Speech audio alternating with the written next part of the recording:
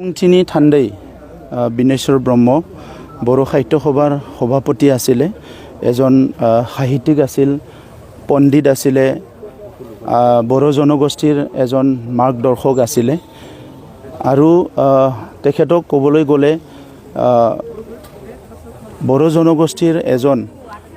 আগশাৰীৰ নেতা যিসকল বড়ো জনগোষ্ঠীৰ জন্ম লৈছে তেখেতসকলৰ ভিতৰত অন্যতম আছিলে আৰু সেই বিনেশ্বৰ ব্ৰহ্ম ডাঙৰীয়াক 2000 চনৰ আজিৰ তাৰিখত গুলিয়াই হত্যা কৰা হৈছিল আৰু সেই দিনৰ পৰাই আজিৰ দিনটো বড়ো সাহিত্য সভাৰ নেতৃত্বত শোক দিৱস হিচাপে পালন কৰি আহিছে আৰু বিনেশ্বৰ ব্ৰহ্ম ডাঙৰীয়াক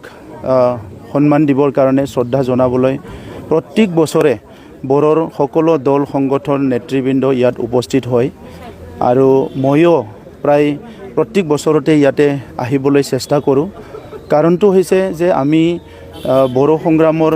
তৃতীয় জেনেৰেশ্যন হিচাপে সেই সময়ত তেখেতক লগ পাইছিলোঁ যি সময়ত বহুত ক্ৰাইচিছ চলি আছিলে ভাইলেন্স চলি আছিলে হিংসা চলি আছিলে সেইখিনি সময়ত সমাজক সঠিক পথেদি আগবাঢ়ি নিবৰ কাৰণে আৰু জনগোষ্ঠীটোক ন্যায় প্ৰদান কৰিবৰ কাৰণে বিভিন্ন কাম কাজবিলাক চৰকাৰে যেনেকৈ কৰিব লাগে সেইবিলাক আগুৱাই নিয়াৰ কাৰণে তেখেতে দায়িত্ব লৈছিলে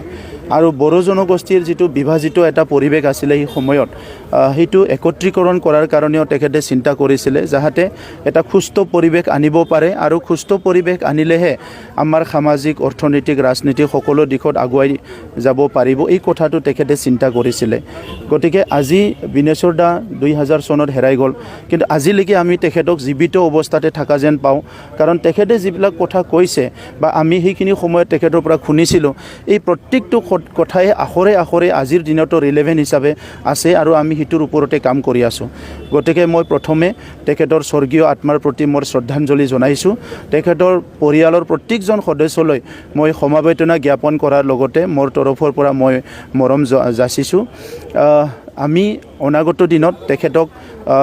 শ্ৰদ্ধা দিয়াৰ কাৰণে তেখেতৰ যিটো আদৰ্শ নীতি তেখেতৰ চিন্তাধাৰাবিলাক সজীৱিত কৰি ৰাখি বড়ো জনগোষ্ঠীক আগুৱাই নিয়াৰ কাৰণে সদায় কাম কৰি যাম আজি ইয়াত গৌৰাঙত তেখেতৰ ষ্টেচুটো নিৰ্মাণ কৰা হৈছে আৰু এই বছৰৰ ভিতৰতে প্ৰায় 2 কোটি টকা খৰচ কৰি এই গোটেই পাৰ্কটো ডেভেলপ কৰা হ'ব যাতে তেখেতৰ যিটো আজি বাৰিয়েল গ্ৰাউণ্ড এইটো খুব ভালকৈ ডেভেলপ কৰিব পাৰে আৰু প্ৰত্যেক বছৰে সমগ্ৰ অসমৰে বিভিন্ন অঞ্চলৰ বড়ো জনগোষ্ঠীৰ ৰাইজে আহি তেখেতক যাতে শ্ৰদ্ধা জনাব পাৰে তেনেকুৱা এটা ডেভেলপ কৰাৰ কাৰণে চিন্তা কৰিছে আৰু আমি চৰকাৰত অহাৰ পিছত আজি নলেজ চেণ্টাৰ আমাৰ 420টা VCDC আছে 420টা VCDC 420টা নলেজ চেণ্টাৰ নিৰ্মাণ কৰাৰ কাৰণে ইতিমধ্যে আধা ইয়াৰ নিৰ্মাণ কাৰ্য হৈ গ'ল বাকীখিনিও নিৰ্মাণ কৰি বিনেশ্বৰ ব্ৰহ্ম যিহেতু তেখেতে জ্ঞানৰ ভঁৰাল আছিলে সেইকাৰণে এটা জ্ঞান কেন্দ্ৰ নিৰ্মাণ কৰাৰ কাৰণে আমি কাম হাতত লৈছোঁ